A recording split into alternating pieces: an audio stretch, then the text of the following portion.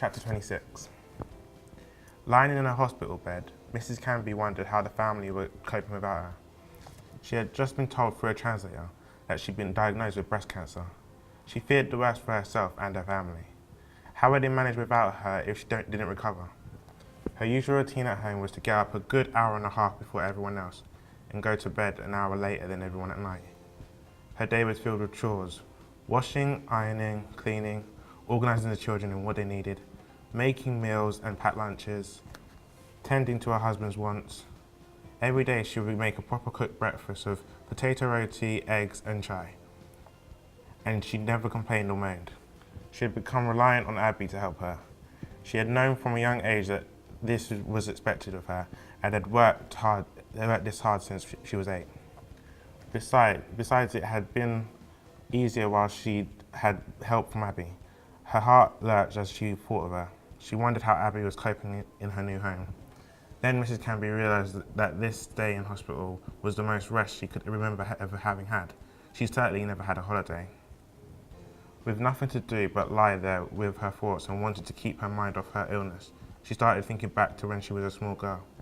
She and her 5 sisters did all they could to help their mother with the household chores, and even though they worked hard, they always had fun too.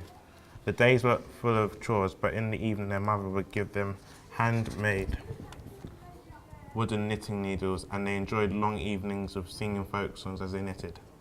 Ah, she sighed at the memory. She missed her family, but she wasn't a girl anymore, and once she had married, she didn't belong to them any longer and had to concentrate on her husband and rapidly expanding family. The consultant had asked the translator to question her about her family medical history, the women's in particular.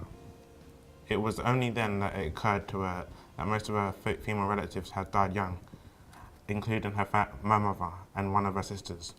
Nobody had talked about it at the time, but on reflection, perhaps, they too had suffered from breast cancer.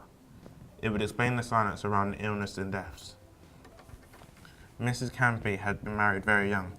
After her wedding day, she never saw her mother again, as she had died within weeks of the ceremony, aged just 30. One of her sisters had also died in her mid-20s. As the translator ran through the consultant's questions and explained what would happen, Mr. Canby also stood there, and she could see the fear on his face.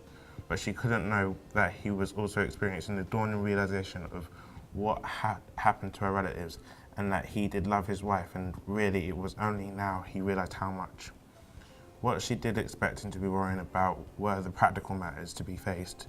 Mrs. Canby was to be in hospital for some time, and they both knew she couldn't be expected to care for the children and house alone, even with Pinky's vain efforts to help. As Mrs. Canby feared, her organised home was complete bedlam in her absence. Monday morning had brought new problems. "Come on, get ready for school. You do it every day, you must know what to do," Mr. Canby yelled. "You're going to be late." "I can't find a clean t-shirt, and where are my trousers?" Addie screamed. "Dad, Pinky's not washed any of my clothes." "Shut up! Mum's only been in hospital two days, Addie." "Ah!" Their father put his hands on his head. "Just get dressed now." He'd never had to deal with such complaining and arguing before. "We haven't got any milk, Dad." "What shall we do for breakfast?" Pinky asked. In all the pandemonium, he had still not been food shopping, so there was no bread and no milk, and no Mrs. Canby to make their usual cooked breakfast. He ordered Addie to go to the shop. "Why me? Make Pinky go," Addie protested. "Go," his father yelled. Half an hour later, they sat around eating soggy cornflakes. "Hey now, come on you, we'll be late for school," Mr. Canby bellowed. "Pinky, not you. You stay at home today.